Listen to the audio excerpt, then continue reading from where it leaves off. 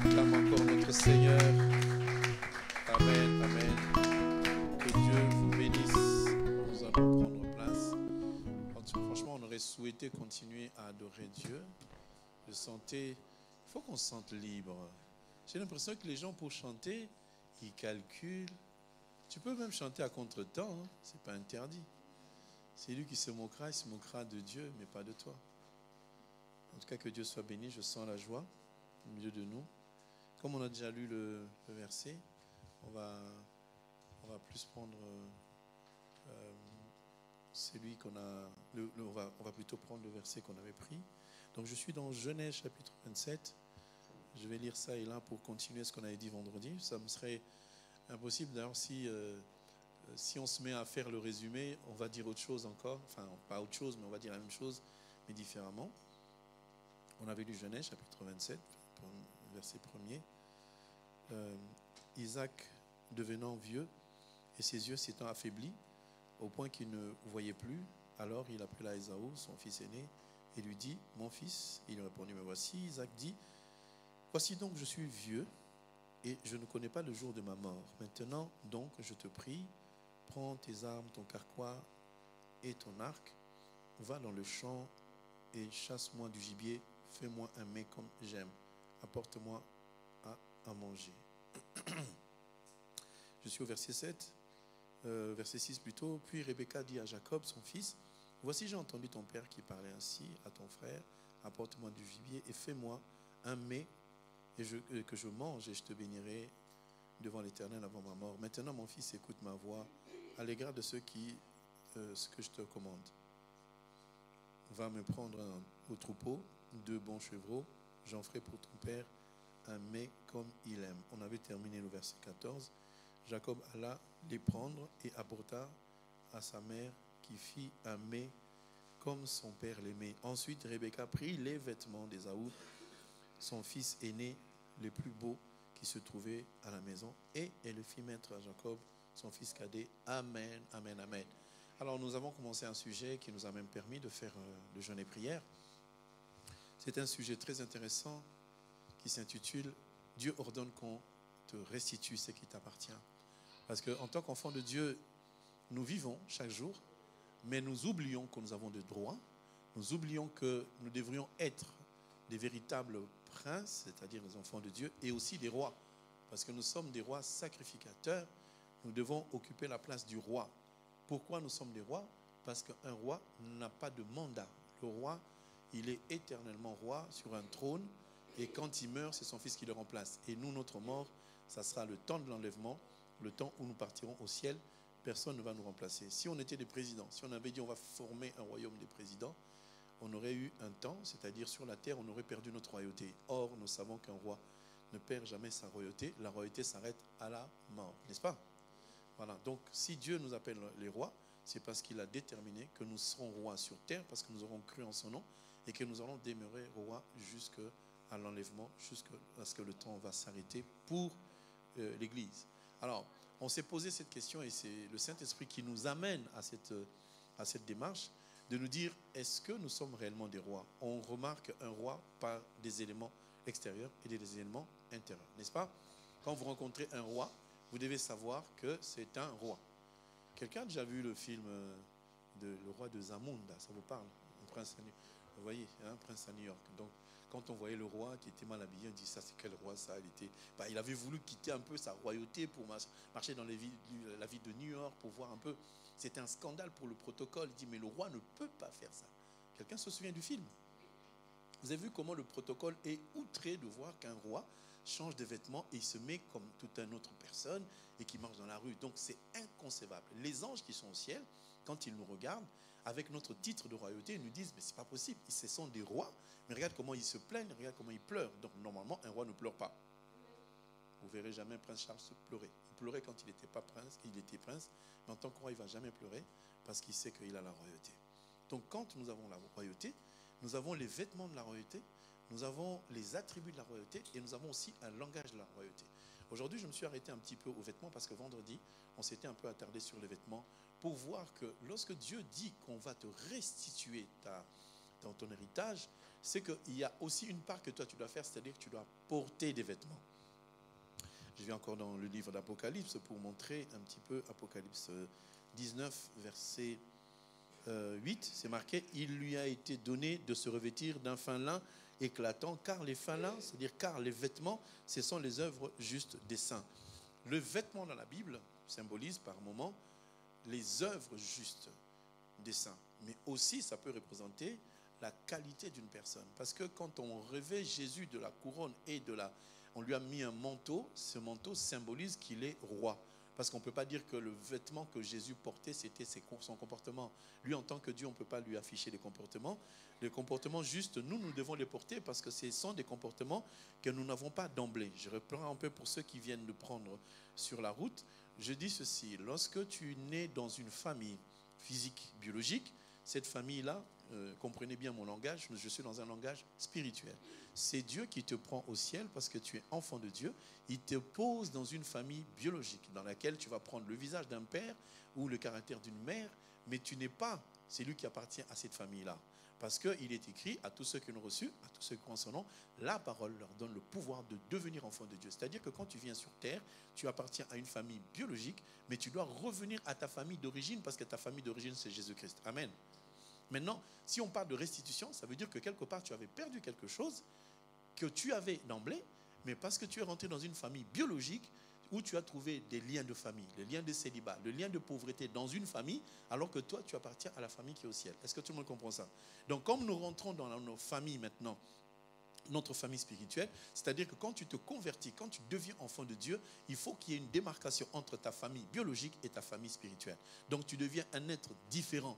Je n'ai pas dit qu'il faut écraser la famille. La famille, Dieu nous l'a donnée pour qu'on puisse la sauver.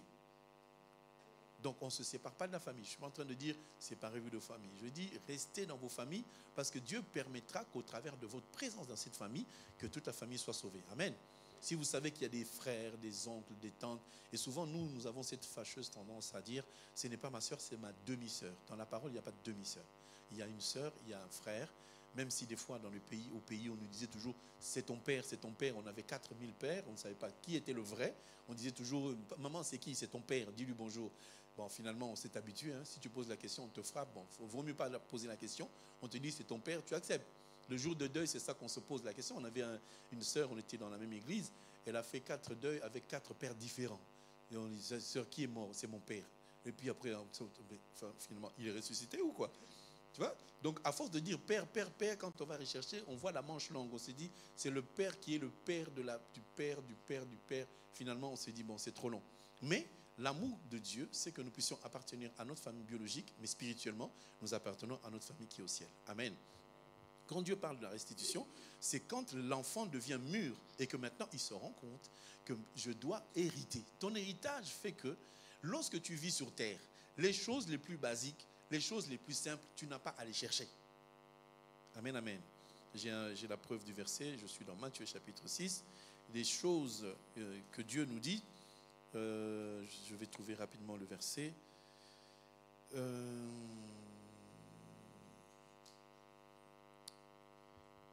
Il y a un verset qui nous dit « Ne vous inquiétez pas de ce que vous allez manger, de ce que vous allez boire. » 31, oui, ne vous inquiétez donc point et ne dites point que mangerons-nous, que boirons-nous, que de quoi serons-nous vêtus, car toutes ces choses, ce sont les quoi? Les païens. Est-ce que Dieu t'interdit de manger? Est-ce qu'il t'interdit de boire? Est-ce qu'il t'interdit de t'habiller? Non. Il dit toutes ces choses, ce sont les païens qui font quoi? Qui le recherchent. Ils ne cherchent pas, mais ils recherchent. En fait, Dieu nous dit ceci. Toi, dans ta vie, tu ne peux pas chercher un travail. Le travail va te chercher. Tu ne peux pas chercher le mariage viendra vers toi. Tu ne peux pas chercher le bonheur, parce que le bonheur et la grâce est attaché à toi. Est-ce que tout le monde comprend? Il y a même un verset dans le Deutéronome qui dit que j'ordonnerai à la bénédiction. Oui, donc ce ne sont pas des versets slogans comme dans un parti politique. Ce sont des vérités. Mais pour entrer dans cette vérité, il faut s'habiller. Pour entrer dans l'héritage que Dieu nous donne, Dieu te dit, tu as un héritage. Mais il faut que tu te comportes d'une manière. Je prends toujours cela, je remets à l'échelle d'un enfant à qui les parents trouvent le bonheur d'acheter pour dire, mon enfant, quand il va à l'école, franchement, il faut qu'il ait les Nike comme tout le monde. Il faut qu'il ait un blouson qui vient de sortir. Il faut aussi qu'il ait des t-shirts, des chemises qui ressemblent aux enfants de sa classe. Sinon, il sera déclassé. Alors, quand l'enfant va à l'école, quand l'enfant va avec ses amis, il n'y aura pas de différence. Mais il y aura aussi une qualité de dire, lui, il a ça, lui, il a ça. C'est aussi une manière de dire, Dieu, quand il est au ciel, lorsqu'il nous voit sur la terre, il veut que nous soyons habillés comme il le veut lui-même. Amen. Il faut que Dieu dise que ça, ce sont mes enfants. Et même les gens du monde diront, ces gens-là ne sont pas comme les autres. Et c'est ça la restitution. Mais cette restitution, cette restauration ne se fera pas la bouche ouverte. Dieu met la restauration et puis tu t'en vas, tu n'as rien à faire. Nous avons la part à faire. Notre part à nous se rapporte à cette démarche que Rebecca a eue. Rebecca, j'ai expliqué. Rebecca, c'est la femme de Isaac. Isaac a besoin de manger. Isaac dit à son fils aîné, je dois te bénir. Est-ce que je ne sais pas si vous constatez qu'avant la bénédiction, il faut que l'enfant fasse quelque chose. Nous voyons souvent dans nos églises, oui, mais pourquoi les pasteurs nous demandent de l'argent alors qu'ils sont riches? Même si je deviens riche aujourd'hui, millionnaire, vous ne me donnerez pas de l'argent, vous donnerez l'argent à l'église. Et vous serez béni en fonction de ce que vous donnez et non pas en fonction de ce que moi je gagne. Si le pasteur gagne des millions, ça c'est lui. Je peux travailler, je peux être intelligent, je peux faire plein de choses. Si je gagne ma vie par mon travail, ça ne veut pas dire que vous ne donnez pas votre dîme parce que moi j'en ai. Non, ce n'est pas comme ça. Quand vous donnez la dîme, vous donnez à... La dîme appartient à Dieu. Que tu travailles, que tu ne travailles pas, la dîme appartient à qui? À Dieu. La dîme, ce n'est pas sur le salaire, parce que les gens se posent toujours sur le salaire. La dîme, c'est sur les revenus. Alors maintenant, si la dîme, c'est sur le revenu parce que tu travailles, quand tu respires, tu donnes la dîme à quel moment? Donc nous donnons la dîme de tout ce que Dieu nous a donné. Si Dieu te permet de vivre, de te tenir debout, de marcher, de voir, d'entendre, tu dois savoir que Dieu ne te demande pas de payer l'impôt. Il te dit simplement, sois reconnaissant, non pas seulement dans la bouche, mais aussi dans les actes. Nous devons poser les actes. Parce que tu peux beau dire, comme on dit à une femme, je t'aime. Tu peux prendre 3 ans dire à une femme, je t'aime, je t'aime. La femme, elle est très prudente, elle va te regarder. Ton amour, ce n'est pas ce que tu dis. Ton amour, c'est un geste. Quand elle te dit, j'ai besoin de 5 € pour aller acheter un coupon, si tu sors 3 € ou tu ne sors rien, la femme sait que tu n'as pas d'amour. On est d'accord ou pas? Est-ce qu'on est d'accord? Parce que la femme aime l'argent. Amen. Si vous ne dites pas amen, bon, dites amen quand même. Vous aimez l'argent. Pas un problème. Il y en a qui ont, non, si je dis que j'aime l'argent, je pêche. Mais tu aimes l'argent? Ce n'est pas un péché. C'est l'excès qui n'est pas bien. Aimer, ce n'est pas mauvais. Hein? L'argent, ça sert ou pas? L'argent, ça aide ou pas? Si aujourd'hui je dis, je me mets là, je donne 10 000 à chacun, il y a des gens qui vont refuser. Donc, voilà. Donc, je prophétise que vous allez en avoir. Amen. Je prophétise que vous allez en avoir. Vous n'aurez pas besoin d'aller demander à un oncle. Nous, au pays, on disait, oui, il y a un oncle, il y a un tonton, il y a quelqu'un qui a de l'argent, j'irai lui demander. Non, chez les enfants de Dieu, on ne demande pas. On sait que Dieu va pourvoir aux besoins. Ça ne sera pas seulement des besoins minimes. Ça sera aussi pour que ça soit à l'excès, pour que la famille dise, dans cet homme, il y a quelque chose. Parce que si ta famille doit s'incliner devant toi, ce n'est pas simplement quand tu vas parler en langue. La langue, ils ne la connaissent pas. Dit, tu parles en langue, tu n'as rien. Mais quand tu vas dire, on a quelque chose, non, on a un problème à la maison, c'est combien? Oh, c'est 50 $, on ne trouve pas. 50 seulement? Oh, mais il fallait le dire. Tu mets la main à la poche, il y a 200 $ qui déposent sur la table. Ils vont te respecter, oui ou non? Mais alors, il y a des moments où il ne faut pas chercher le Saint-Esprit pour avoir le respect des uns des autres. Il y a des moments quand tu vois ta femme s'énerve beaucoup, ne prie pas. Va travailler. Ramène seulement 1 000 €. Tu dis, chérie, bon, je sais que tu ne veux pas me parler, hein, mais sur la table, là, il y a une enveloppe, c'est marqué 1 000 €. C'est pour toi. Tu vas voir ce soir-là, tu vas parler. Elle va te parler. Elle va te dire bisous, bisous. Et chérie, c'est pourquoi? J'ai dit, je t'ai fait cadeau? Oui. Quand la femme s'énerve, tu prends l'argent, tu mets sur la table. C'est vrai ou c'est faux? Ça réconcilie très vite. Au lieu d'aller chercher, oh, Dieu m'a dit. Quel Dieu? Laisse Dieu tranquille. Sors l'argent, mets sur la table. S'il y a moyen, tu amènes ta femme au resto, n'est-ce pas? Quoi que moi j'ai dit, hein, j'irai plus. Je vous ai pris comme témoin. J'irai plus au resto, c'est fini. 150 € le resto, non. C'est trop. Ça fait combien de poulets à ma femme? C'est pas beaucoup. 150 €. Oh, non. Va à Flandre, tu vas voir. Avec 150 €, tu réveilles les... Ah oui. Tu achètes de pondou. Hey, c'est lourd à porter. Hein. Je vais m'asseoir pour 1 heure, 2 heures, manger 150 euros. Les jeunes, allez-y. Et vous allez nous raconter. J'ai pris le menu, j'ai regardé. C'était à l'envers. J'ai remis à l'endroit, je dis, hé! Tu regardes poisson comme ça, 50 euros. Je dis, oh! Ils se sont trompés, ils ont mis une virgule. Allez-y, moi je ne vais pas aller. Mais, quoi qu'il arrive, Dieu nous appelle à ce que nous puissions vivre dans la paix. Notre paix commence au fait que tu es à l'aise à la maison déjà. Je vous l'ai dit ici, quand quelqu'un n'a rien, tu vas dans ton compte, il n'y a même pas 3 euros, il y a moins 15, le banquier te harcèle. Hein? À la fin du mois, tu sais qu'il n'y a rien. Même les allocations, même on t'a bloqué. Il n'y a rien, il n'y a rien. Tu viendras danser ici. On va te demander qui a un cantique. Ah, vos cantiques là, laisse tomber. Mais quand il y a eu un virement, la CAF s'était trompée. La CAF s'est rappelée. La CAF se rappelle de toi. 4 500 euros, ça tombe comme ça, tu n'as pas travaillé. Il y aura cantique. Même si on ne demande pas. Pasteur, je peux.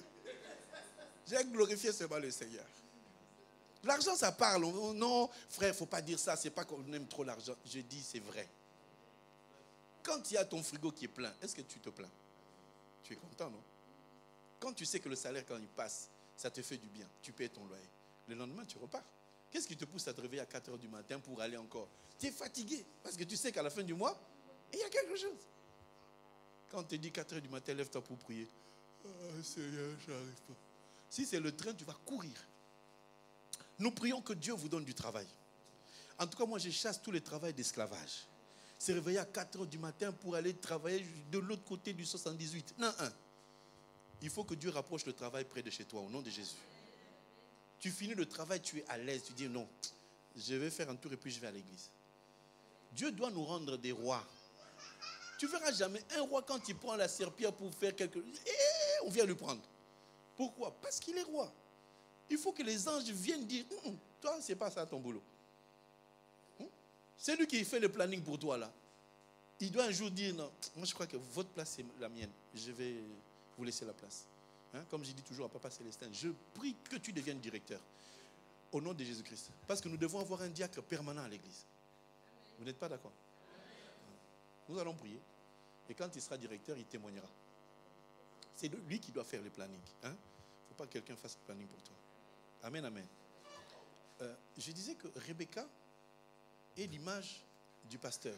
Quand je dis pasteur, c'est-à-dire c'est lui qui conduit une église.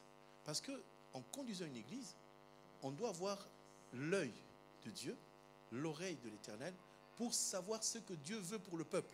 Je ne peux pas prendre un message, par exemple, sur la restitution, aller à Nice, prêcher la même chose. Ce n'est pas du tout ça. Il faut que j'arrive à comprendre qu'est-ce que Dieu veut pour un peuple. J'ai enseigné ici certaines choses. Quand je suis allé ailleurs, je n'ai pas enseigné. Ou du moins, j'ai eu à enseigner quelque chose, par exemple, à Kinshasa. Quand je suis revenu, j'ai pris le même thème. Mais comme ce n'est pas le même public, on a enseigné différemment et ça s'adapte toujours au peuple. Alors, je vois Maman Rebecca qui prend des vêtements. J'ai expliqué le vêtement, c'est le comportement. Donc, Dieu nous dit, il faudrait que nous puissions nous dépouiller. Je vais lire dans Romains chapitre 13. Allons, Romains chapitre 13. Je donne un peu plus de versets après. On va naviguer rapidement. Romains 13, verset 12. C'est écrit ceci. La nuit est avancée, le jour approche. Dépouillons-nous donc des œuvres des ténèbres et revêtons les armes de la lumière. Alors, quelqu'un me dira, oui, mais moi je ne suis pas des ténèbres. Comment je vais me dépouiller des armes des ténèbres alors que moi je ne suis pas sorcier? Souvent, on associe les œuvres des ténèbres à la sorcellerie, aux sciences occultes. Les œuvres des ténèbres, pour ceux qui veulent comprendre, c'est très simple. Quand tu pratiques le péché, je dis bien pratiquer, je n'ai pas dit accidentel. Quand quelqu'un, par exemple, a menti et que quelque part il s'est dit, aïe, aïe, aïe, j'ai menti, pardon Seigneur. Là, ce n'est pas une pratique, c'est un accident. Mais quand quelqu'un est dans l'impudicité, l'impudicité pour vous, vous comprenez ce que je veux dire. Mais quand quelqu'un commence à une sœur, envoie un texto à un frère à minuit, 2 heures du matin, et lui demande, tu dors, c'est de l'impudicité pour moi. Amen. Donc, lorsque quelqu'un cultive une relation qui est coupable avec une personne qui aurait pu être son mari, c'est de l'impudicité. Lorsque quelqu'un pratique la haine et la colère. Donc Dieu nous dit de nous dépouiller des œuvres. Dans les œuvres, il y a ce qu'on appelle une habitude. Tu as l'habitude de faire quelque chose. Il y a des gens qui aiment trop manger, qui aiment beaucoup manger, ils ne peuvent pas se passer de la nourriture. Alors que la nourriture, c'est bien écrit dans 1 Corinthiens chapitre 6, le ventre est fait pour la nourriture pour le ventre. Mais si quelqu'un mange à l'excès, ça devient l'œuvre des ténèbres. Donc quand quelqu'un fait des excès de table, toi tu dors, chaque fois tu régurgites les choses, tu gonfles, tu manges, ça devient un péché. Vous comprenez? Donc quand quelqu'un pratique quelque chose de manière habituelle, on te demande de te dépouiller. Se dépouiller, ça a deux dimensions. La première dimension, c'est je reconnais mon erreur, je reconnais mes habitudes, je reconnais que je vis beaucoup dans ce péché et je dois l'abandonner. Deuxièmement, je dois voir l'homme de Dieu pour déclarer ce que je fais. Pourquoi? Parce que j'ai vu certaines personnes qui ne sont pas mariées, mais qui font des bisous. Ils viennent me dire, ah, pasteur, j'ai fait le bisou. Je prie, je n'annonce à personne. Une fois, deux fois. La troisième fois, elle aura la honte et dire, qu'est-ce que le pasteur va penser de moi? Ça va te bloquer toi-même pour ne plus le faire. Amen, amen. Donc nous devons nous dépouiller. Dans le dépouillement, on voit qu'il y a un vêtement que tu portes. C'est ça qu'on appelle le vêtement de la loi, le vêtement des ténèbres, le vêtement du monde qui n'est pas le nôtre. Donc nous devons nous dépouiller. Alors, j'explique le contexte dans lequel on est en train de parler de restitution. Dans la restitution et la restauration, Dieu a déjà décidé que tu vas prospérer. Dieu a déjà décidé que tu vas avancer. Ça, ce n'est pas la décision humaine. Quelqu'un se souvient du verset qui dit qu'il n'est pas bon que l'homme soit seul. Qui a dit ce verset? C'est Dieu qui a dit, non? Adam, il avait besoin? Non. Dieu a dit, il n'est pas bon que l'homme soit seul. Ce même verset me pousse à te dire aujourd'hui, Dieu te dit, aujourd'hui, il n'est pas bon que tu sois pauvre. Il n'est pas bon que tu sois célibataire. Il n'est pas bon que tu sois en échec tout le temps. Parce que Dieu veut que tu progresses. Dans quel but? Parce que ton progrès donne gloire à Jésus. Parce que ce monde est rempli des enfants du diable qui témoignent les bars, les boîtes de nuit qu'ils sont en train de créer tous les jours et ils témoignent de l'argent. Vous avez vu l'insolence que les gens qui sont dans la sorcellerie, dans le monde des ténèbres, comment ils sont en train de jouer avec l'argent. Ils mettent des dollars par terre, ils se filment et ils mettent ça sur les réseaux pour dire « nous en avons ». Mais enfant de Dieu, quand on demande « tu es chrétien ?» Oui, mais comment ça se fait que tu es chrétien mais tu n'es pas riche? Est-ce que Dieu interdit la richesse? Est-ce que Dieu nous interdit d'être riches? Est-ce que Dieu nous pousse à être pauvres? Vous êtes là? Regardez-moi, je parle. Donc, la pensée, c'est que Dieu veut que nous soyons riches. Amen. Dieu veut que nous soyons en bonne santé. C'est écrit dans la Bible. Je veux que tu prospères à tous égards et que tu sois en bonne santé comme... Voilà. Alors, pour que ton âme prospère, il faut qu'on te donne l'enseignement. Il faut qu'on t'enseigne. Il faut qu'on te montre ce que Dieu dit. Il y a une différence entre l'enseignement et la prédication. L'enseignement, c'est la démonstration d'une chose qui existe par les preuves que les autres versets sont en train d'expliquer. Parce que la Bible s'explique par elle-même. Maintenant, lorsque l'on voit ce que Dieu décide, donc Dieu a déjà dit que tu vas prospérer, n'est-ce pas? Mais maintenant, il dit, on va te restaurer dans le but que tu puisses atteindre ce qui a été déjà dit. Ainsi, nous avons dit que Dieu nous a donné beaucoup de promesses. Il faut que nous puissions rentrer dans ces promesses. Aujourd'hui, on est en train de prier. En tout cas, moi, je ne suis pas en train de demander à Dieu, fais une promesse dans ma vie. Non, je dis à Dieu, réalise les promesses qu'il a déjà faites sur nous. Tout le monde est d'accord ou pas? En tout cas, moi, je n'ai plus envie de demander que Dieu me promette. Il n'y a plus besoin. Maintenant, c'est que Dieu doit réaliser. Je dois toucher. Je dois voir. Je dois vivre. Parce que Dieu me dit, il n'est plus question d'attendre. C'est le moment de recevoir. Amen, amen. En fait, si tu regardes bien la Bible, tu comprendras que le moment de ta bénédiction, je dis bien si tu regardes bien la Bible, et si tu suis bien l'Éternel, le moment de ta bénédiction est déterminé par toi-même et non pas par Christ. Je le répète, le moment de ta bénédiction, le moment de ta guérison est déterminé par toi-même et non pas par Christ. Parce que Christ a déjà déclaré, tout est accompli. Il a déjà déclaré, sois prospère. Je veux que tu réussisses. Je veux que tu avances, que tu sois en bonne santé. C'est écrit ou ce n'est pas écrit? Maintenant, Dieu ne te dit pas, demande-moi quand. Et je vois des sœurs qui disent, mais jusqu'à quand moi je suis célibataire, jusqu'à quand je vais me marier. En fait, la décision ne dépend pas de Dieu, ça dépend de toi. C'est toi qui dois décider. Il te sera fait selon ta foi. C'est toi qui décides en fait. Mais tu ne peux pas décider en disant, Seigneur, je vais me marier aujourd'hui. Fais-le. Non. Il y a des conditions qui te permettent. D'où le fait que j'ai dit que l'enfant a compris que sa mère l'amène à la bénédiction. L'enfant a compris que c'est lui qui va être béni. Mais pour être béni, il a fallu qu'il écoute sa mère, Rebecca. Rebecca lui dit, j'ai entendu ton père dire qu'il doit bénir ton fils. Mais avant de bénir, il faut que le fils fasse un geste. Dieu ne te bénira pas sans geste. Dieu te bénira quand tu feras un geste. Maintenant, Rebecca, qui est une femme bien sûr, j'ai dit que c'est l'image des ministres. C'est l'image du pasteur. Mais Rebecca est une femme. Comment on peut comprendre? Vous allez comprendre que Jésus, quand il a été vendu par Judas, il a été vendu par combien? 30 cycles. 30 cycles, c'était le prix à payer pour une femme. Et quand Paul est venu, il a dit, je ressens les douleurs d'enfantement. Est-ce qu'un homme peut avoir les douleurs d'enfantement? Oui. Parce que la première personne à être enceinte, c'était un homme, ce n'était pas une femme. C'est nous les hommes, on vous a laissé ça. Nous, on a déjà expérimenté. On vous a laissé les douleurs de grossesse parce que nous, on a déjà enfanté. On a dit, maintenant, on donne ça à la femme. Amen. Parce que Adam a donné naissance à Ève, par césarienne. Vous, maintenant, vous donnez naissance par péridurale. La péridurale, là, on dit toujours, pasteur, tu nous énerves avec ta péridurale. Remarquez que l'Éternel n'a pas dit, je vais mettre les douleurs d'enfantement parce que tu as péché. Mais il a dit, j'augmenterai. Ça signifie que si tu es enfant de Dieu, si tu marches avec Dieu, tu auras des problèmes. Tu auras des douleurs, n'est-ce pas? Mais ça ne va pas être augmenté. Ce qui augmentera tes douleurs, c'est le péché. Mais la douleur, elle sera là. Les problèmes seront là.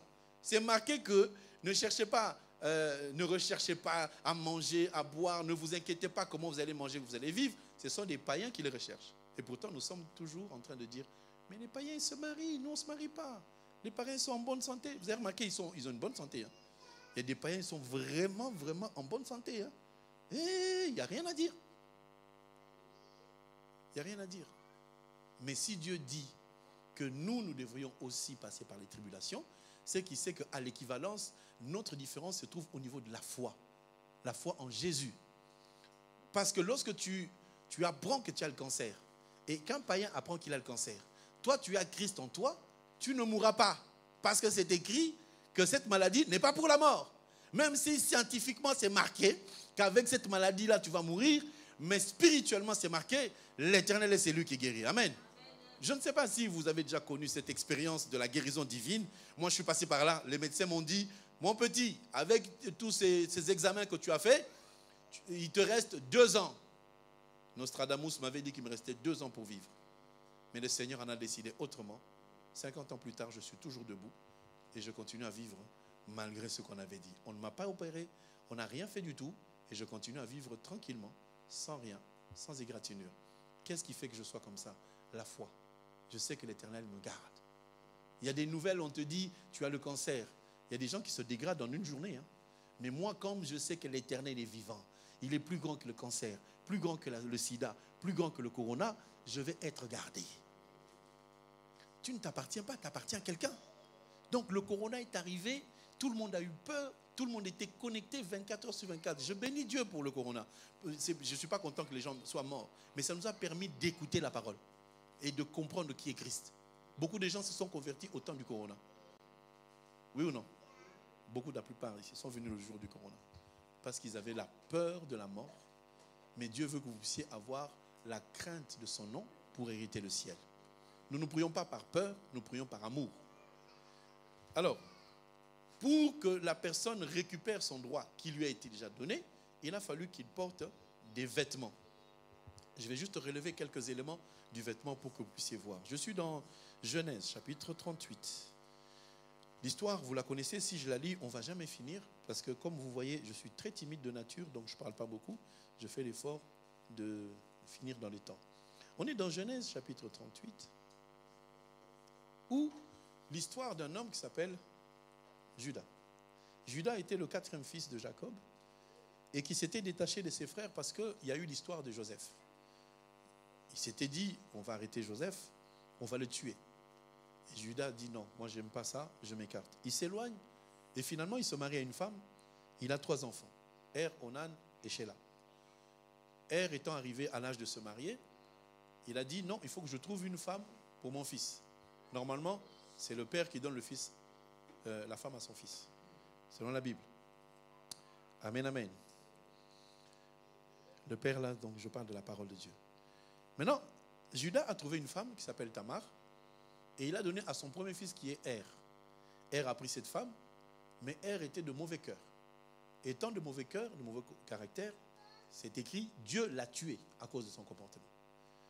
Et puis, le père Judas a dit à Onan, selon la coutume, selon la loi, quand la femme de ton frère aîné meurt, c'est toi qui récupères la femme. Mais les enfants que tu vas avoir avec cette femme ne t'appartiennent pas. Ils appartiennent aux morts. Amen, amen. Donc tu récupères une femme, ces enfants-là, tu n'as pas le droit sur eux, ils appartiennent aux morts. C'est pour expliquer quoi? C'est quand Jésus est venu pour avoir des enfants, n'est-ce pas? Maintenant, Jésus est mort. Vous le savez, il est mort à la croix. C'est son frère qui est venu nous récupérer. Son frère, c'est le Saint-Esprit. Maintenant, tous les enfants qui vont naître du Saint-Esprit, ils ne vont pas s'appeler les enfants du Saint-Esprit, ils vont s'appeler chrétiens, c'est-à-dire Christ. Donc, malgré que le Saint-Esprit donne naissance aux enfants, ces enfants-là portent le nom du mort. Est-ce que quelqu'un a compris? Donc, si nous appelons chrétiens, c'est parce que nous héritons de celui qui est mort. Mais le Saint-Esprit, c'est lui qui est devenu notre Père. Parce que quand tu dis notre Père, c'est qui ton Père? C'est le Saint-Esprit. Jésus-Christ est né par la puissance du Saint-Esprit. On a dit, l'ombre de Dieu couvrira Marie et l'enfant qui sortira de Marie s'appellera Jésus. Donc, qui est le Père de Jésus? C'est le Saint-Esprit. Et qui est le Saint-Esprit? C'est Jésus lui-même. Là, on n'est plus dans l'humain, on est dans l'esprit. Donc, Jésus lui-même vient, il couvre une femme, et cette femme-là, qui était physique, porte un enfant physique venant de ce qui est immatériel. Parce que c'est impossible qu'une femme accouche sans l'aide d'un homme. Parce qu'il faut qu'il prenne la semence d'un homme. Mais si Jésus était né de la semence d'un homme, je pense que l'humanité serait déjà perdue. Parce que Jésus, quand il est venu comme Père en esprit, pour nous accorder la dimension de devenir aussi enfant spirituel, afin d'aller un jour le rejoindre. Donc tout ce que nous faisons sur terre, si nous n'avons pas l'esprit de Dieu, nous n'allons rien réussir. Alors, Onan, quand il est venu, il a trouvé que ce n'était pas bien d'avoir des enfants avec cette femme. Il s'est souillé et aussi on l'a tué. Mais comme Shelah était tout jeune, on ne pouvait pas directement lui donner une femme plus âgée que lui. On a dit à cette femme, attends que l'enfant grandisse, parce qu'au moins, même dans n'importe quel pays, on ne peut pas marier un garçon de 13 ans. Un garçon de 12 ans, c'est impossible. Vous êtes d'accord ou pas? Donc on a attendu que Shelah puisse grandir pour qu'on lui redonne Tamar qui était déjà en train de vieillir.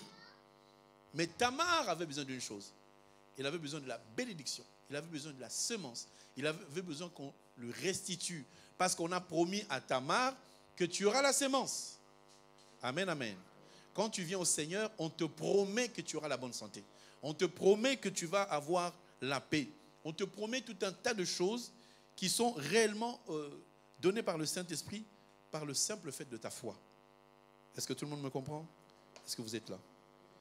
Je ne sais pas si mon discours vous endort, mais moi je m'époumonne. Je me dis que le Saint-Esprit vous touche et qu'il vous donne ce dont vous avez besoin. Amen. Alors, donc, Tamar attendait sa restauration.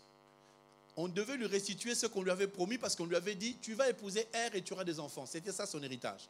Mais comme elle marchait, comme elle vivait comme une pauvre dame. Maintenant, qu'est-ce qu'elle a fait?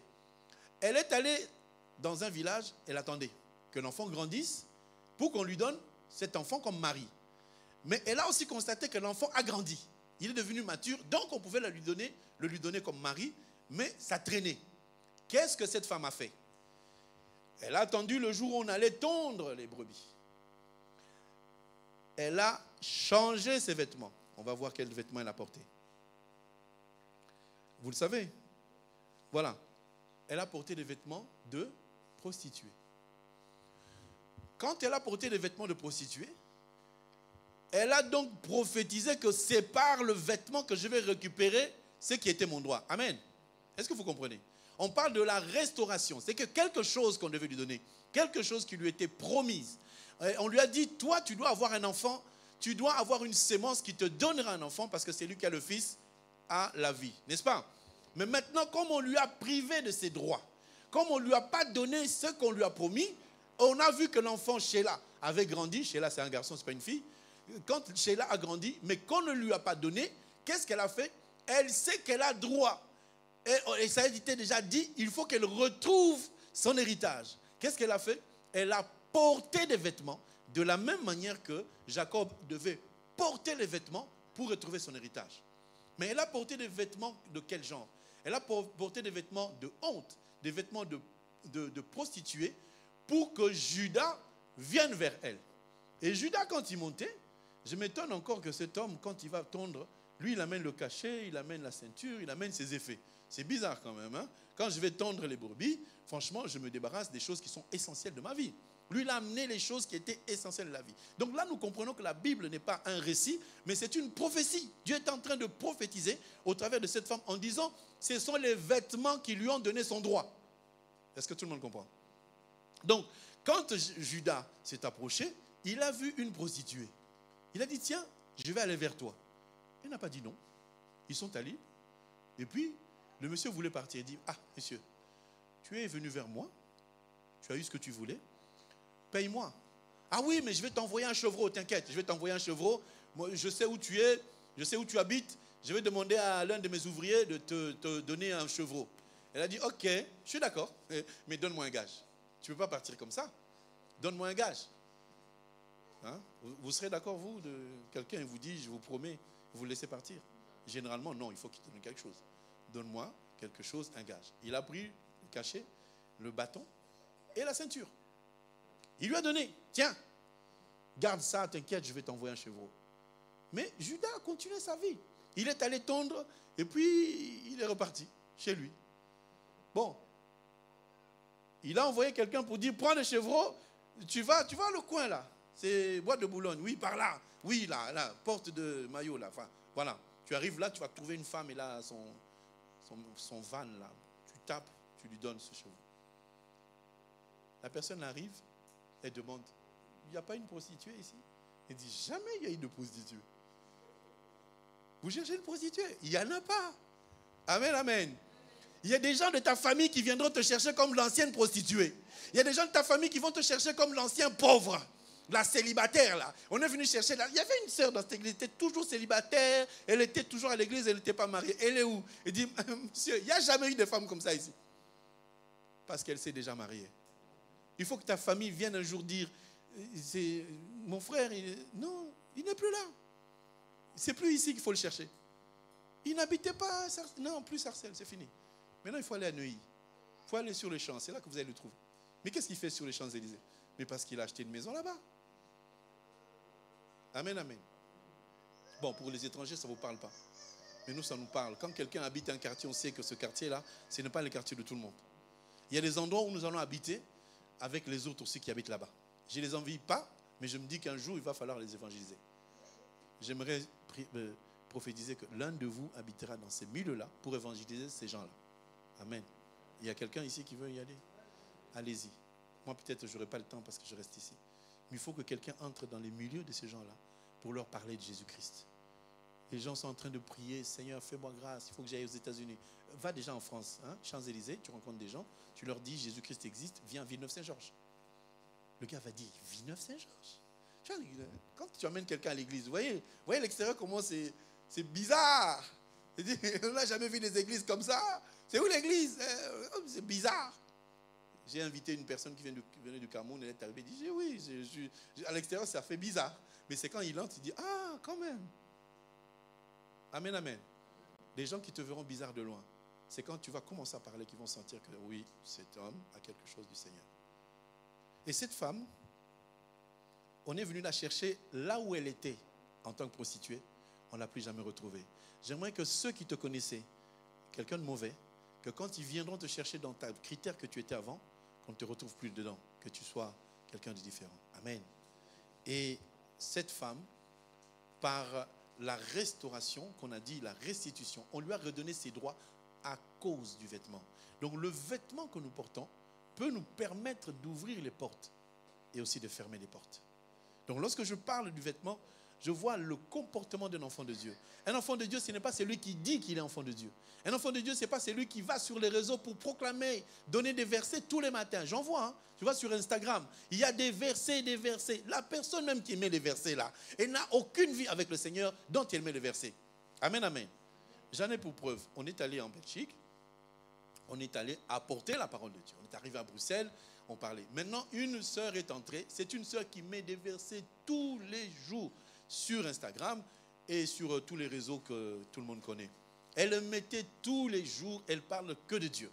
Mais lorsqu'elle m'a entendu prêcher, lorsqu'elle m'a entendu parler, on était dans une commune mesure très simple. On était en famille, on parlait de Dieu différemment que sur la chair. Ça l'a énervée. Elle est entrée en conflit physique.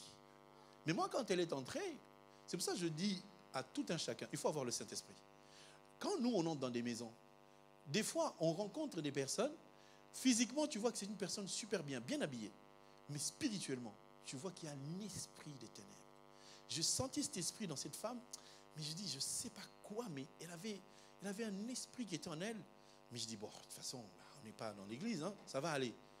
Elle a commencé à m'agresser. Et tout le monde qui était dans cette maison voyait comment cette femme était virulente. Elle me disait, donne-moi la preuve que Dieu existe. Et sa sœur lui a dit, hé, toi tu mets les versets sur l'internet et tu demandes si Dieu existe. Donc tu ne crois même pas aux versets que tu mets. C'est toi qui enseignes tout le monde. Il faut se convertir à Jésus. À quel Jésus? Moi j'aime pas. Hé, tu n'aimes pas Jésus. Et pourquoi tu mets les versets? C'était simplement qu'elle était troublée par un esprit supérieur qui était dans la maison. Elle est partie, elle n'a pas fini la journée avec nous. Quand vous allez dans les maisons des gens et le Saint-Esprit, vous ne savez pas dans quelle maison vous entrez. Si vous avez le Saint-Esprit, vous entrez, vous allez sentir que il y a quelque chose qui ne va pas dans cette maison. C'est vrai qu'on nous sert bien, il y a de sourires, mais spirituellement, il y a quelque chose dans cette maison. Je suis entré dans des maisons où les gens font des pratiques mystiques occultes la nuit. S'il y a un sorcier dans la maison, quand il sort, il laisse une trace mystique dans la maison. Quand il y a un sorcier dans une maison, si vous entrez dans une maison où il y a quelqu'un d'entre eux qui est sorcier, si chaque nuit il s'en va dans son quartier là pour faire ses trucs, normalement il y a une odeur qui reste dans la maison. Il y a une odeur que tu ne peux pas sentir avec ton nez physique, mais c'est le nez spirituel. Tu sens qu'il y a quelque chose qui ne va pas. Dans cette maison-là, tu vas voir des fourmis, tu vas voir des cafards, tu vas voir plein de choses, la saleté, et tu te dis, mais pourquoi il y a une oppression? Si tu as le Saint-Esprit, tu entres dans certaines maisons, tu vas dire, voilà, il y a quelque chose. Et quand le mauvais esprit sent que tu es là, il ne va rien faire. Parce qu'ils savent distinguer. Alors marchons avec le Saint-Esprit. Amen. C'est pour cela qu'on nous dit à chaque moment, si c'est possible, quand vous vous rencontrez, quand vous entrez dans une maison, priez. Priez. Priez seulement, ne chassez aucun démon. Dites simplement, Seigneur, mon séjour dans cette maison, je le confie entre tes mains, que tout soit pour ta seule gloire. C'est terminé. Tu n'as pas besoin de chasser les démons de la cuisine, de la chambre. Non. Tu dis simplement, je prie le Seigneur. Il y a une personne qui était de la famille proche, qui venait nous visiter tout le temps. En mon absence, elle ouvrait la casserole et elle fermait. Personne ne voyait. Mais Dieu m'a montré en esprit que c'était comme ça. Le jour où elle est arrivée, je dis, non, aujourd'hui, je ne sors pas, je m'assois. Elle est venue, j'ai simplement prié. Je dis, Seigneur, je laisse ces gens entre tes mains et que tout ce qui se fera dans cette maison soit sous ton contrôle. Je suis sorti, 20 minutes plus tard, elle est rentrée chez elle jusqu'aujourd'hui. Parce qu'on a coupé tout avec une simple prière. Il faut être spirituel. Amen. Il faut vivre dans l'esprit et non pas dans la chair. Aujourd'hui, nous avons des problèmes. Pourquoi à l'église? Parce que les gens regardent à la chair. Il m'a dit ça, il m'a fait ça, il m'a dit ça, il m'a fait ça. Le diable entre toujours entre deux personnes qui s'entendent. Amen. Je répète, le diable entre toujours entre deux personnes qui s'entendent. Si vous êtes à l'église, vous entendez super bien, faites attention, le diable va entrer au milieu de vous. Il n'aime pas l'unité. Il a vu que l'homme et la femme étaient superbement bien harmonisés. Il est entré au milieu pour leur dire, est-ce que Dieu a réellement dit? La femme a mangé, l'homme a mangé et Dieu les a chassés. Et vous remarquerez que dans l'église, moi je dis, quand on se déplace par exemple, on quitte On rappelle l'histoire, on a quitté ici, on était à la Nice, quand on est revenu, le diable a compris que ce peuple a la capacité de faire des grandes choses. Il a divisé tout le monde. Quand vous êtes dans un couple que vous entendez super bien, le diable va entrer et commencer à mettre des incompréhensions sans nom. Tu t'imagines la chose que ça ne vous a jamais divisé. Vous commencez à vous diviser à cause d'une fourchette mise à l'envers. Moi, ma dispute, ça a toujours été, au début, c'était la boîte de dentifrice. La dentifrice, on appuie en bas, pas en haut. Moi, j'ai grandi qu'on appuie en bas, elle a grandi, on appuie au milieu. J'aime pas que ça soit appuyé au milieu, je veux que ça soit appuyé en bas. Tu as beau lui dire, je ne veux pas que ma dentifrice soit appuyée au milieu. 10 jours plus tard, elle va appuyer au milieu. Alors, au lieu de se prendre la tête, de dire, tu ne m'écoutes pas, j'achète 2. Ça, c'est pour toi et ça, c'est pour moi. Comme ça, on ne se fâche pas. Tu vas appuyer au milieu, appuie. Il y a des choses qui nous divisent. Pourquoi tu as mis beaucoup de sel dans la nourriture? Mais parce que je ne sais pas. Ça m'a glissé. C'est pas normal. Tu fais ça tout le temps. Non, je ne fais pas ça tout le temps. Ça m'a échappé. En tant qu'enfant de Dieu, on regarde la situation, on dit que ça, c'est le diable. Arrière de moi, Satan. Chérie, tu es ma femme. Chérie, tu es mon mari. On s'est réconciliés. Est-ce que tout le monde comprend? Nous risquons de perdre notre héritage à cause du vêtement. Le vêtement de... Elle n'a pas droit de me dire ça. Je suis quand même l'homme de la maison. Oui, je suis ta femme aussi. Et pas ta mère. Ma mère n'a jamais fait ça. Oui, oui, c'est ta mère. Moi, je suis ta femme. Amen. Il y a des conflits qui ne devaient même pas exister. Quand tu vois que ça commence, au lieu d'aller dans le dur pour dire non, tu m'écoutes, je t'écoute. Non. Qu'on tourne seulement, on remet ça plus tard. On va en parler, mais aujourd'hui j'accepte. Amen. Notre problème, c'est que personne des deux qui se disputent n'accepte de dire je m'abaisse. Si je m'abaisse, il va exagérer. Si je m'abaisse, il va monter sur ma tête. Déjà, je ne peux pas monter dans ton dos. Comment je vais monter sur ta tête? Je ne serai jamais en équilibre. Amen, amen. Il ne faut pas penser du mal de l'autre. C'est ça le vêtement.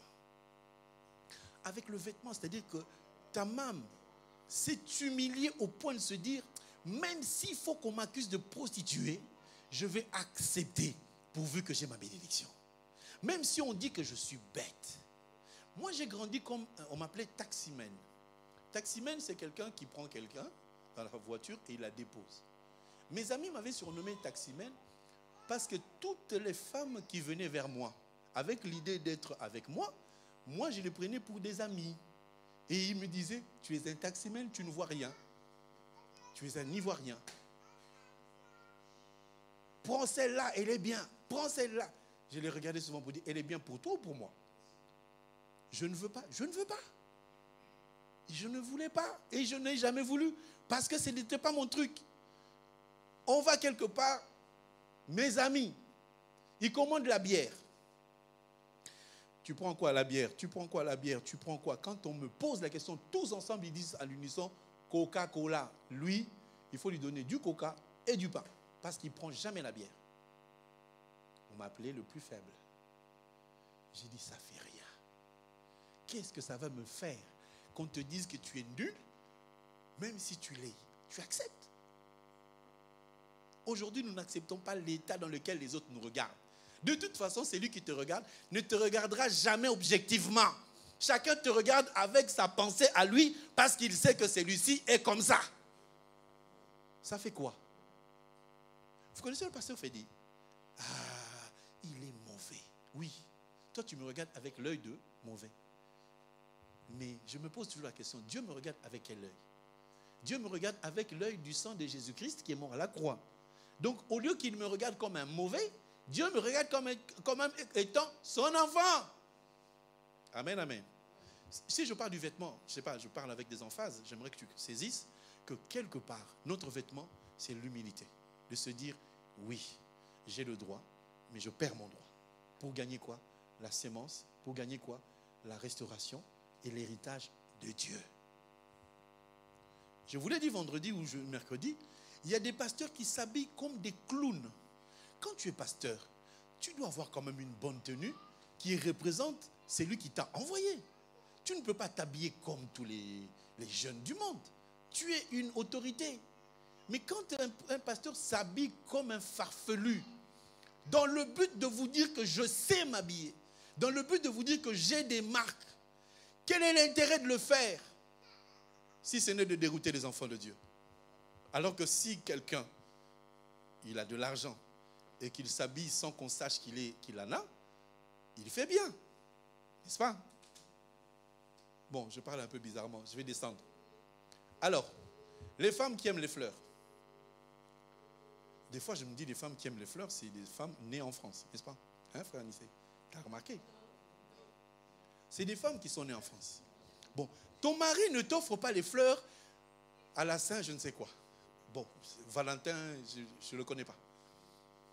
Ça fait 2 ans, ton mari ne t'a jamais offert des fleurs.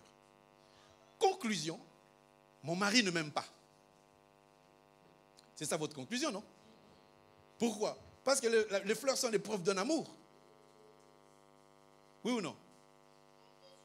Il y a même des femmes qui font des procès à leur mari. Ça fait 2 jours que tu ne m'as pas dit que tu m'aimais. Chérie, ça fait 2 jours que tu ne m'as pas dit je t'aime. Bon, je ne l'ai pas dit. Et après? Tu habites où? Chez moi, non? Tu dors où? Chez moi ou pas? Donc, c'est ça la preuve de mon amour. Amen, amen. Je sais que les Françaises n'aiment pas ce que je dis là.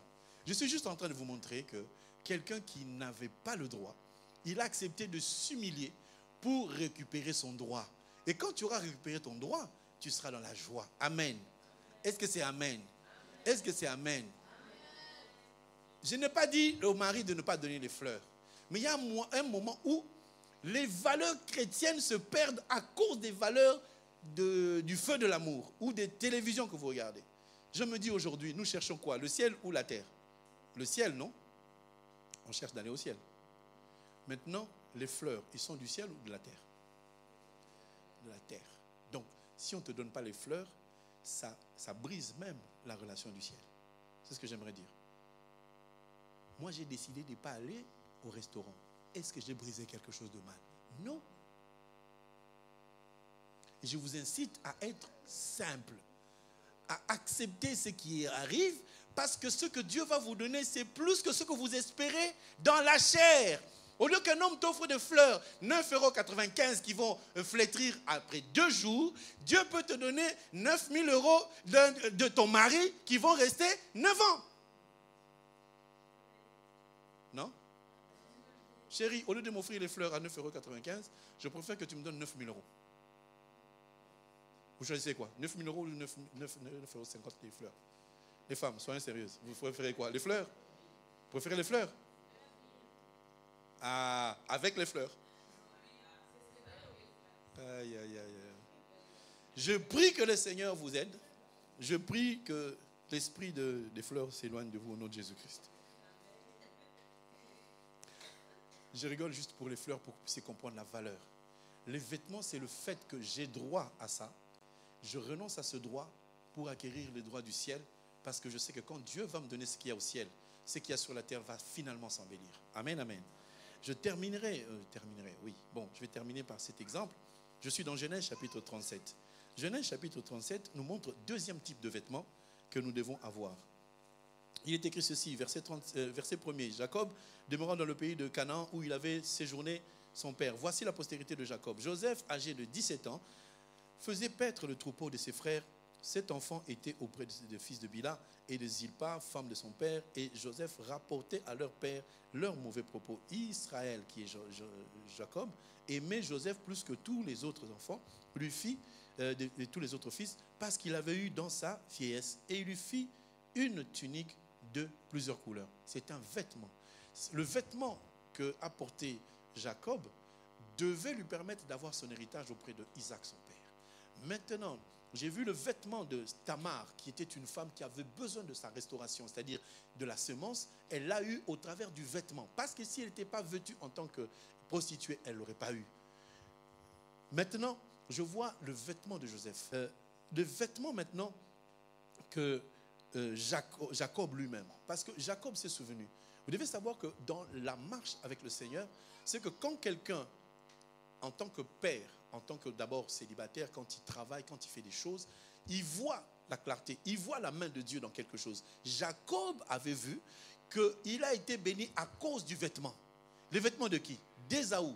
Et nous comprenons que les vêtements d'Ésaü, c'est ce que nous avons reçu comme vêtements de Christ. Parce qu'à la croix, Jésus a été cloué nu. Qu'est-ce qu'on a fait du vêtement? On les a partagés en 4 morceaux, en 4 parts plutôt, pour que cela soit envoyé aux 4 coins de la terre et que nous puissions vêtir. Et ces vêtements-là, c'est cette parole que nous avons, nous la portons. Dans ces vêtements, nous avons l'humilité. C'est ce qui fait que lorsque Jésus est venu, on lui a dit, mais si quelqu'un me fait du mal, il dit oui, si quelqu'un te frappe sur la joue gauche, tu tends la joue droite. C'est ça le vêtement. Vous comprenez? Amen, amen. Le vêtement, c'est cette humilité-là.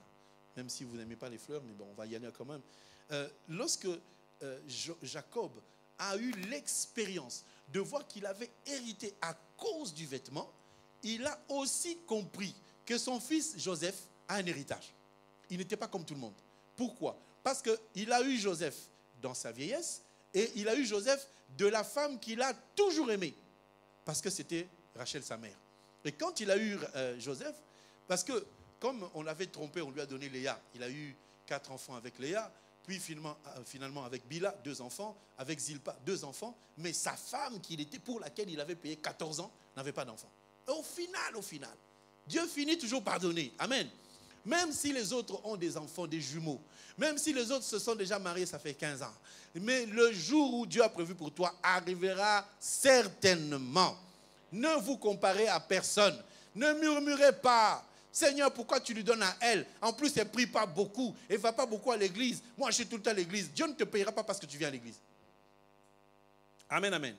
C'est nous les pasteurs qui aimons votre présence à l'église. On veut que vous soyez là. Ça nous rassure que nous sommes en train de faire du travail. Mais Dieu ne te bénira pas parce que tu viens à l'église. Dieu te bénira parce que tu feras ce qu'il lui te demande de faire. Et en venant à l'église, tu apprends ce que Dieu veut. Et là, tu le pratiques à la maison. Les gens fuient l'église en disant, l'église, ce n'est pas nécessaire. Non, l'église est nécessaire parce que c'est dans l'église que tu apprends comment vivre dans le monde. Si tu n'apprends pas, tu vivras comment? Tu vas vivre comme toi tu veux. Et ce n'est pas certainement ce que Dieu veut. Dans le monde, les gens, ils rencontrent une femme, ils se mettent ensemble, on va voir si dans 7 ans on peut se marier, ils font des enfants, et quand ils se disent, bon, de toute façon on s'entend bien, on peut y aller, et le jour où ils se marient, ils divorcent 1 année plus tard. Alors que pendant 7 ans de concubinage, ça se passait bien. Alors que dans l'église, pour épouser une sœur, tu ne peux pas le lui dire. Il faut passer par la voie. Il faut demander. Et on n'habite pas ensemble. On se sépare jusqu'à la bénédiction. Et après la bénédiction, vous pouvez aller ensemble. Ça, c'est la loi. Est-ce que tout le monde comprend? Jacob, ayant connu l'expérience du vêtement, il a vu que cet enfant, je l'aime trop. Et c'est là qu'on dit, celui-ci est mon fils bien-aimé. Et pour le distinguer des autres, il lui a fait un vêtement de plusieurs couleurs. L'héritage de Joseph était un héritage qui devait se faire entre plusieurs enfants. Je me fais comprendre. Dans la loi mosaïque, celui qui héritait, c'était toujours le premier-né. Tout le monde le sait. Amen, amen. On vous l'a enseigné. Le premier-né, c'est lui qui doit hériter du père. Jacob a eu des enfants. Son premier-né s'appelait Ruben.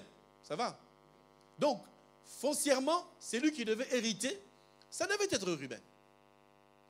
Mais, dans la préscience de Dieu, Dieu voulait témoigner que le premier n'était pas Ruben. Parce que le premier, c'était le premier de la femme qu'on a aimée. Et c'est pour cela que Joseph représente cette fils unique qu'on a tant aimée, en qui on a mis toute l'affection du père. Maintenant, pour lui donner sa couronne, pour lui donner son héritage, il fallait donc commencer par lui faire un vêtement. Et ce vêtement-là témoignait déjà que cet enfant, c'est lui qui va hériter. Parce qu'il portait un habit de plusieurs couleurs. Et j'aimerais faire comprendre à chacun, cet habit avait 12 couleurs. Parce qu'il y avait 12 fils. Et il fallait que la couleur de chaque enfant se retrouve dans la couleur de Joseph pour dire que celui-ci sera le premier. Demandez aux sœurs, toutes les femmes qui ont déjà des enfants, 2 ou 3 ou 4 ou 5, la maman, elle sait qui elle aime plus que les autres. Nous, les papas, nous aimons les enfants de la même taille, de la même façon. Premier ou dernier, je t'aime comme je t'aime, j'aime tous les enfants. Amen, amen. Tous les hommes, nous, on est comme ça. Mais la femme, elle a toujours son chouchou, son porte-monnaie, son cœur. Quand tu vas lui demander, elle-même, elle ne sait pas pourquoi elle aime cet enfant. Oh, quand je suis allé accoucher. Mais tu n'as pas accouché les autres. Il y a une relation particulière avec cet enfant-là. Cet enfant peut faire des bêtises, mais vraiment. Elle est là, elle dit, arrête. Mais si les autres font les bêtises là, mais il va taper. Toi là, imbécile. Mais maman, mais c'est lui qui a commencé. Allez, tais-toi. Mais son fils, le cœur là, il peut tout faire. Et quand il est avec maman, il vous fait ça. Il sait que vous n'allez pas le toucher. Enfant chéri. Moi, j'avais un enfant chéri de ma mère. J'ai dit, attends quand ta maman va partir. Attends. Quand sa maman s'en va, on regarde bien, elle est entrée dans la voiture a démarré. Oh, petit, viens là. On la tape. Elle pleure. Il pleure pas, il pleure pas, il est là. Je vais vous accuser. Quand il entend la voiture arrive, le policier ouvre la porte. Quand la voiture se gare, il se met à pleurer. Et maman n'a même pas le temps d'enlever la ceinture. Elle court. Vous avez touché à mon fils. Non seulement qu'on nous frappait, et on ne mangeait pas. J'ai commencé les jeûnes, ça fait longtemps. Ah ouais. Dieu savait. Il dit, toi, tu deviendras pasteur, commence à jeûner à l'enfance. On a jeûné comme il fallait. Un enfant chéri, demandez aux sœurs. Les sœurs, vous avez un enfant chéri? On se connaît. Chaque femme a un enfant chéri. Qu'on ne vous trompe pas. Il y a toujours un enfant qu'elle aime à cause de l'accouchement, à cause de la grossesse. Cet enfant, quand j'étais enceinte, j'ai commencé à manger les colas. Quand elle était enceinte, j'ai commencé à manger les dongo-dongo. Il y a toujours une histoire bizarre. Mais Joseph, on ne l'aimait pas parce qu'il était Joseph. On l'aimait parce qu'il était le premier fils de la femme qu'on a tellement aimé. Essayez d'imaginer que cet homme a aimé la femme au point de payer 14 ans de la dot. Ce n'était pas fini. Il a encore travaillé 6 ans pour cette femme-là. Mais cette femme, au lieu qu'il puisse bénéficier de cette grâce de vivre avec elle, elle est morte. La douleur d'un homme qui a aimé une femme toute sa vie, qui a travaillé pour elle, elle est morte. Il n'a même pas eu le temps de vivre avec elle. Quand il a couché Benjamin, elle est morte. Maintenant, cet amour qu'il avait envers sa maman, la femme, il est retombé sur Joseph et sur Benjamin. Et j'aimerais te dire que l'amour que Dieu te porte, ça dépasse l'amour d'une mère. L'amour que Dieu nous porte, ça dépasse celui d'une mère. Parce qu'une mère peut dire, bon, je te réunis. Mais Dieu nous aime tellement qu'il veut nous faire du bien. C'est ça l'intérêt de la restauration. Bien aimé, je parle beaucoup. J'avais promis, je suis timide. Vous n'allez pas me croire. Je vais arrêter dans 5 minutes. Vous me donnez 5 minutes, 5. Toi, tu me regardes en rigolant. Tu peux compter. Regarde, mets le chrono. 5 minutes, j'arrête. 5 minutes. Je voulais dire que Joseph, pour qu'il entre dans sa destinée, qu'il entre dans la restauration, il fallait que son père lui mette le vêtement. Parce que papa savait qu'il n'est pas le seul. En plus, il n'est pas le premier des premiers physiques. Il est le 11e dans les rangs. Et il est le premier de celui qu'il aime. Maintenant, pour cacher son amour au travers des autres, il a pris cet enfant et dit, tu restes à côté de moi. Comme tu me rapportes ce que les autres sont en train de faire, tu restes à mes côtés et tu portes le vêtement. Ce vêtement, cet enfant le gardait nuit et jour. Il marchait avec. Et ce vêtement a aussi permis que ce garçon Joseph puisse prophétiser parce que son père était prophète. Il a commencé à prophétiser à cause du vêtement. Amen, amen. Est-ce que tout le monde me comprend? Il y a des détails spirituels, bon, je n'ai pas le temps de donner des versets, sinon on a déjà dépassé le temps. Donc, Joseph a commencé à prophétiser et la prophétie de Joseph plaisait à son père parce qu'il savait que ça, c'est ma sémence à moi. Vous voyez? Donc, quelque part, si toi tu prophétises, Dieu se souvient de toi, il t'accorde la grâce. C'est quoi la prophétie? Sortez des paroles que vous dites tout le temps. Moi, je n'ai pas la chance. Moi, j'ai échoué beaucoup. Moi, je n'avance pas. Moi, on ne sait pas. Hein. Je sais pas, moi, chaque fois que je vais essayer, ça ne va pas marcher. Ça, c'est le mauvais prophète. Enlève ces paroles de ta bouche. j'aimerais te dire, bien-aimé, quand bien même tu auras échoué à l'école, il faut que dans ton échec, tu déclares que moi, j'ai réussi. Amen. C'est ridicule, non? Que quelqu'un qui a 3 sur 20, il doit redoubler et il déclare que j'ai réussi. Pourquoi on le déclare? Parce que la réussite se trouve dans l'échec. Amen. Les gens qui n'ont jamais échoué ne vont pas progresser. Parce qu'à force d'être premier de la classe, tu passes, il y a un moment, tu vas t'arrêter. C'est Dieu qui permet que tu échoues pour que tu deviennes plus mûr. C'est quand tu as échoué, regardez, bon, nous à notre époque, en Afrique, quand tu es au CP, que tu as 8 ans, si tu échoues, tu redoubles. Et celui qui redouble est toujours plus intelligent que celui qui vient de passer de classe. Oui ou non? Nous, on était dans la classe avec des grands qui avaient 5 ans de plus que nous, qui avaient redoublé. Mais ils étaient sages. Parce qu'il a redoublé. Il sait que j'ai échoué. Donc, je vais faire attention dans les maths, je vais faire attention en physique, je vais faire attention en chimie, parce que c'est ça qui va tuer. Il devient beaucoup plus intelligent parce qu'il a échoué. Et il se dit, si j'échoue encore, je vais être le cancre de la classe, il faut que je passe. Donc, il fait doublement d'efforts et il devient beaucoup plus sage. Tous les enfants qui ont échoué, redoublé, sont plus intelligents que les enfants qui n'ont jamais redoublé. Ça, c'est ma statistique personnelle. Information personnelle. N'allez pas m'opposer, oui, voici les statistiques. Ça, c'est du monde. Un enfant qui a été puni dans son enfance, serré par ses parents, finit par réussir. Mais les bébés gâtés pourris, attendez de voir ce qu'ils vont devenir. Maman, je ne mange pas yaourt. Maman, c'est trop salé. Va Goma, tu vas voir, c'est salé là-bas. On va t'envoyer à Matadi là-bas. Là où tu te lèves le matin. Maman, il n'y a pas de pain. Ah, on t'amène le manioc. Il n'y a pas de thé, il n'y a pas de petit déjeuner. Tu mangeais des sauterelles. Oui, nous on était comme ça au pays. Le petit déjeuner, c'est le foufou d'hier. Oui, le reste d'hier, on réchauffe le matin. Tu manges. Tu vas à l'école, bien calé. Vous vous réveillez le matin, oh, je prends un sandwich. Oui, les gens qui doivent faire le stage au pays. Amen, amen. Les gens qui ont souffert, ils connaissent la valeur des choses. Si je te donne ma Mercedes dernier cri, je te la donne, tu vas rouler, tu vas la casser. Dis, pasteur, pardon, j'ai cassé ta voiture. Mais essaie de travailler pour acheter une Twingo. Tu vas chaque fois la cirer pour dire, qui a mis encore ça? Parce que tu as travaillé. Ce n'est qu'à l'épreuve de ce qu'on fait qu'on voit la valeur des choses. Oui ou non? Si tu échoues, tu deviens plus intelligent que si tu avances. Si tu as des problèmes, tu deviens plus fort que celui qui n'en a jamais eu. Dieu permet des épreuves pour que nous puissions avancer. Et pour terminer, cette tunique a amené Joseph auprès de ses frères qui ont dit, voilà, c'est lui qui fait des songes. On a pris la tunique, on a mis du sang et on a renvoyé au père comme preuve qu'il est mort. Ce n'est pas une mort physique, c'est de dire que le garçon qui était en train de faire l'enfant chez toi est devenu mature. Le garçon qui était en train de commettre les péchés a changé de vie parce que la tunique l'a propulsé vers sa destinée. Voici comment Joseph est devenu premier ministre en Égypte à cause de la tunique de plusieurs couleurs. Et Dieu a montré au travers du sang que quand ils ont pris la tunique, ils ont mis du sang. Maintenant, la tunique n'avait plus 12 couleurs. La tunique n'avait plus qu'une seule couleur, qui était la couleur du sang.